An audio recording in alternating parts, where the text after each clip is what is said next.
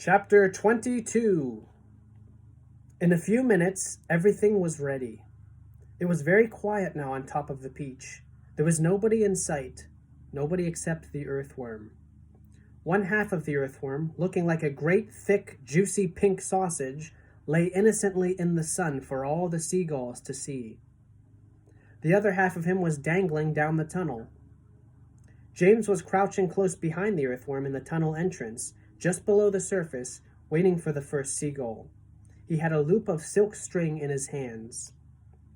The old green grasshopper and the ladybug were further down the tunnel, holding on to the earthworm's tail, ready to pull him in quickly, out of danger as soon as James gave the word.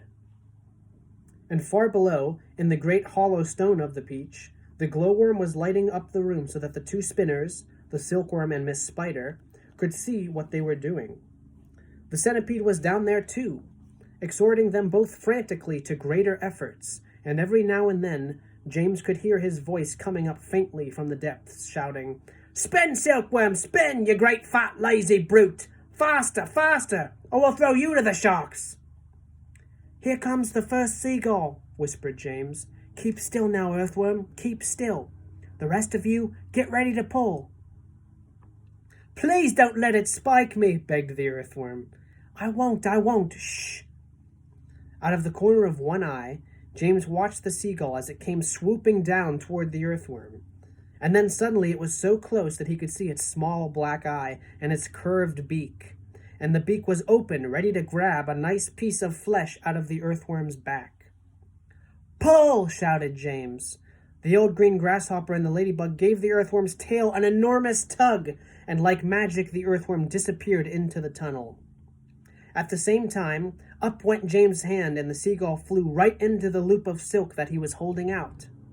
The loop, which had been cleverly made, tightened just the right amount, but not too much, around its neck, and the seagull was captured.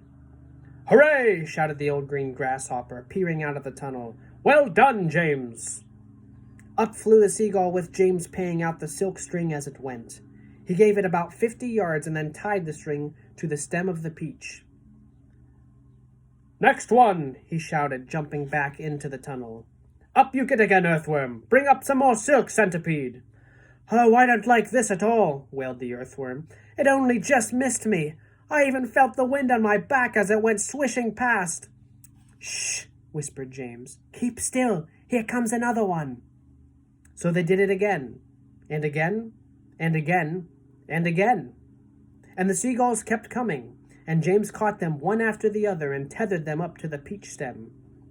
100 seagulls!" he shouted, wiping the sweat from his face. "Keep going!" they cried. "Keep going, James!" 200 seagulls! 300 seagulls! 400 seagulls!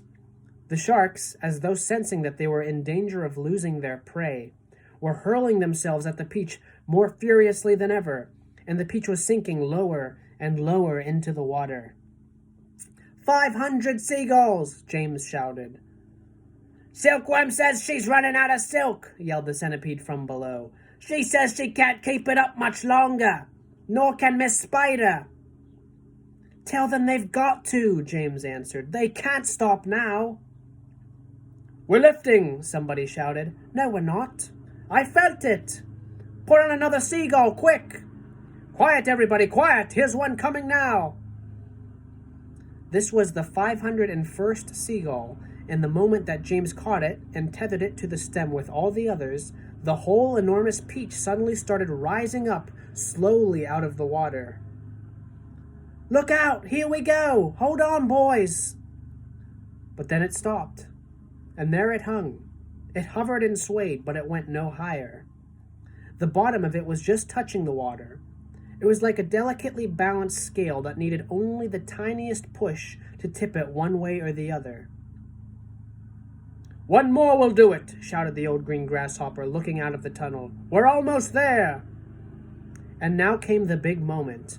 Quickly, the 502nd seagull was caught and harnessed to the peach stem.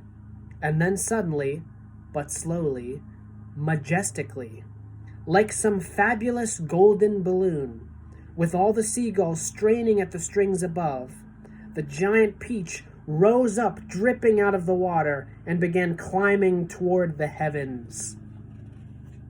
Chapter 23. In a flash, everybody was up on top. "Oh, isn't it beautiful?" they cried. "What a marvelous feeling! Goodbye, sharks! Oh boy, this is a way to travel!" Miss Spider, who was literally squealing with excitement, grabbed the centipede by the waist, and the two of them started dancing around and around the peach stem together. The earthworm stood up on his tail and did a sort of wriggle of joy all by himself. The old green grasshopper kept hopping higher and higher into the air.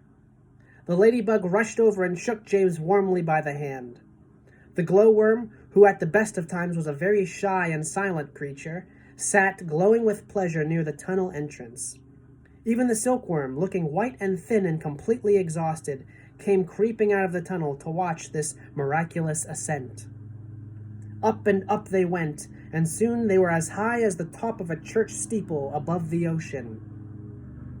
"I'm a bit worried about the peach," James said to the others as soon as all the dancing and the shouting had stopped. "I wonder how much damage those sharks have done to it underneath. It's quite impossible to tell from up here." "Why don't I go over the side and make an inspection?" Miss Spider said.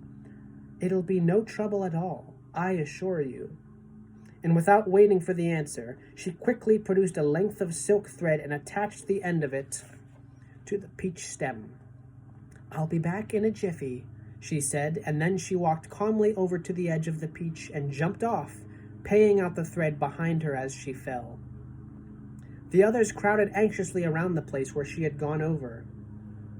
"Wouldn't it be dreadful if the thread broke?" the ladybug said.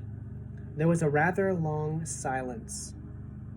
"Are you all right, Miss Spider?" shouted the old green grasshopper. "Yes, thank you," her voice answered from below. "I'm coming up now." And up she came, climbing foot over foot of the silk thread, and at the same time tucking the thread back cleverly into her body as she climbed past it. "Is it awful?" they asked her. "Is it all eaten away?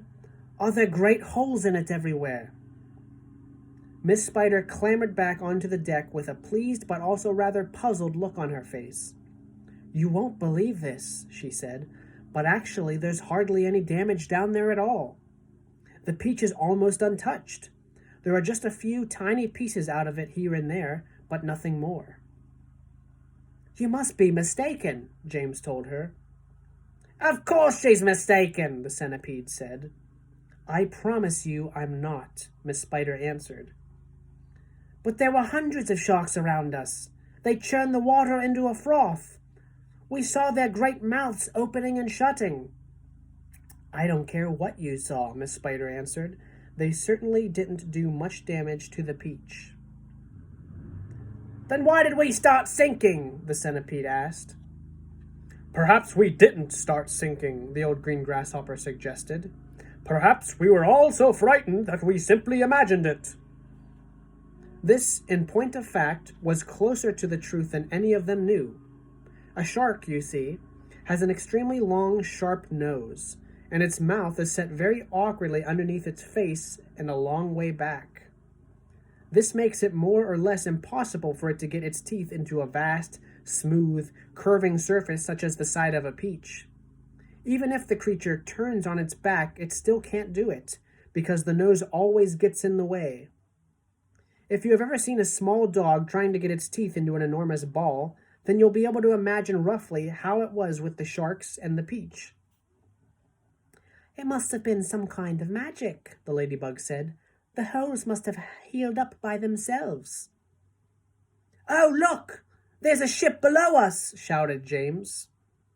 Everybody rushed to the side and peered over. None of them had ever seen a ship before. "It looks like a big one! It's got 3 funnels! You can even see the people on the decks." "Let's wave to them! Do you think they can see us?" Neither James nor any of the others knew it, but the ship that was now passing beneath them was actually the Queen Mary, sailing out of the English Channel on her way to America. And on the bridge of the Queen Mary, the astonished captain was standing with a group of his officers. and all of them gaping at the great round ball hovering overhead. "I don't like it," the captain said. "Nor do I," said the first officer.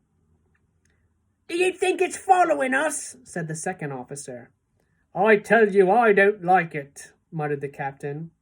"It could be dangerous," the first officer said. "That's it," cried the captain. "It's a secret weapon. Holy cats! Send a message to the Queen at once. The country must be warned, and give me my telescope." The first officer handed the telescope to the captain. The captain put it to his eye. "There's birds everywhere," he cried. "The whole sky is teeming with birds. What in the world are they doing? And wait a second. There are people on it. I can see them moving. There's do I have this darn thing focused right? It looks like a little boy in short trousers. Yes, I can distinctly see a little boy in short trousers and standing up there. And there's a sort of giant ladybug." "Now wait just a minute, Captain," the first officer said. "And a colossal green grasshopper." "Captain," the first officer said sharply. "Captain, please." "And a mammoth spider." "Oh dear, he's been at the whiskey again," whispered the second officer. "And a simply enormous centipede," screamed the captain. "Call the ship's doctor," the first officer said. "Our captain is not well."